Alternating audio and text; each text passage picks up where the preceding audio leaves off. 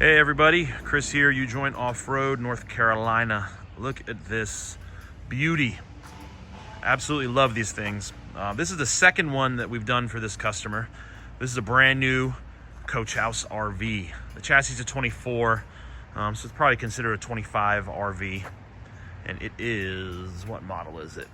I should already know. They don't have a ton of models. This is the Heritage.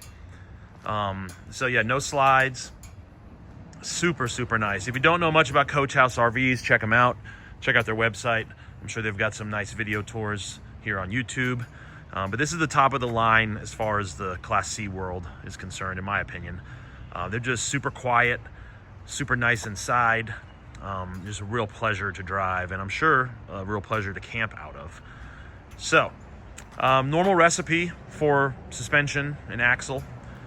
Got our custom spec springs front and rear. That's how we get them to ride and handle and drive so well. I've been driving this one a lot. Just dropped Steven off at the airport to pick up our car. And, you literally drive this thing as if it were a car. Super nice. So, yeah, custom spec springs front and rear. It is an E450. So we've got a 5,000 front spec and a 10,000 rear. A 285/70/17 Toyo Open Country AT3. This rig mainly lives its life going back and forth between Colorado and Florida.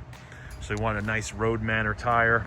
And when we built his first rig, it was actually one of the last rigs that we built before we started using the 17-inch rear wheels. So it actually had mud terrains on it when he first got it. He wound up switching to these later. Excuse me, I had to sneeze. So yeah, that's what's going on up front with the American Racing Baja wheel in black. Up front, we've got a fully loaded FB002 front bumper. This is our all-aluminum in-house bumper we build here in North Carolina.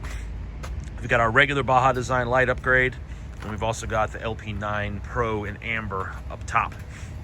This one does have the adaptive cruise and radar, so we just stick that on the front of the bumper and everything still functions the way it should. The radar cruise is super nice. Front receiver, Agency 6 fairlead, Factor 55 thimble. We've got the front OBA port and the Anderson plug wired up. Up front here, we've got our Stage 3 front Dana 60, 456 gears, Detroit True Track, chromoly, 35 spline inner and outer shafts, 14.5-inch rotors, serviceable wheel bearings, all the heavy duty, bad dude, top of the line stuff. What else? Sorry, I think I'm getting sick once again. Black grille. It's got an S-Pod under the dash. It controls all of the lights. Here's the S-Pod right here. It's got one open circuit. It does have our onboard air system. There you can see the shift lever. Pardon the checklist. Get a better view of that. Sorry.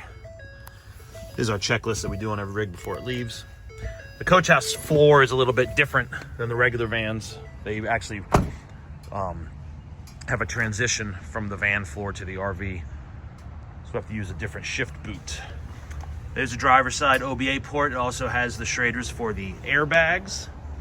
Out back, we've got a 255/80/17 AT3 on our Dodge wheels that we have made for us, machined to the E-Series hub bore. This rig does have airbags.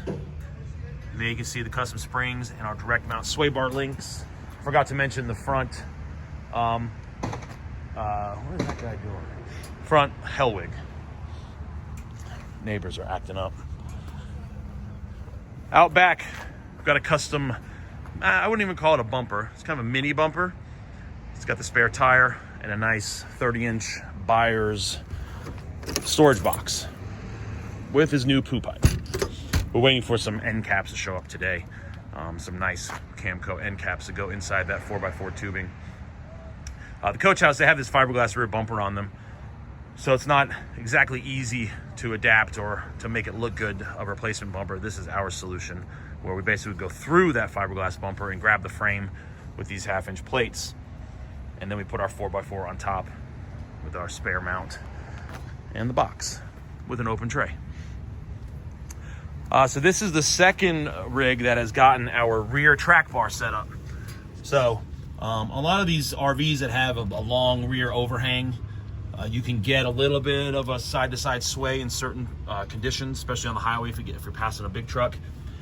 This one, actually, I drove it around quite a bit without the rear sway, without the rear track bar, sorry, and it felt great, but some rigs need it. So we decided to make the upper mount bolt-on and incorporate it into our airbag mount, and there's the rear track bar. Let's see if I can squeeze the camera in here.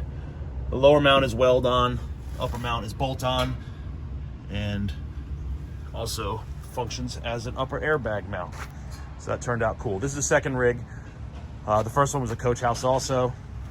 For now, that part is going to be install only here or in Colorado. There are just a lot of variables and a lot of things that can be in the way on these RVs. So here's there's the lower mount. So turned out really nice. Well, I think I covered it all. Super nice coach house. If you're looking for an interior tour, I don't do that because we don't do anything in there. I showed you everything that we do in there, which is the S-Pod and the shifter. This is somebody's personal RV, and I'm not comfortable at giving tours of that, nor is it for sale. If it was for sale, then I would give you an interior tour. If you want to see more about coach houses, and there are people more professional than me making videos with RV tours. So that's it. If you don't follow us on Instagram and Facebook, please do. Be sure to give the Colorado shop a follow also. They've cranked out a bunch of coach houses too. And yeah, thanks for watching as always. Have a great day.